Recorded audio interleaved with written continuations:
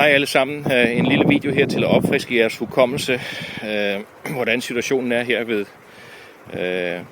det befæstede areal. Her er Torben og Mettes trappe. Afstanden herfra over til enden af pølen er 16,7 meter. Og de første 8 har jorden faktisk ikke nogen problemer. Den har ikke sat sig overhovedet.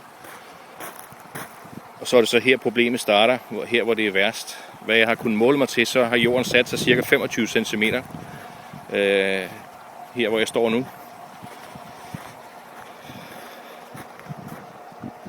Og det er så baggrunden for betonudregningerne.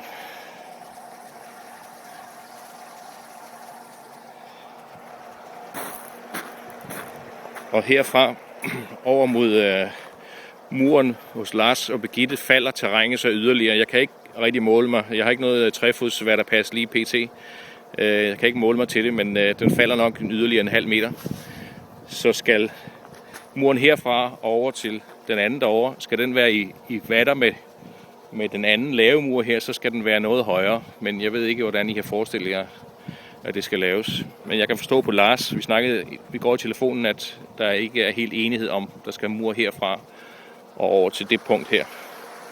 Men det går jeg ud fra, at I finder ud af på det møde, I har, når I ser den her video.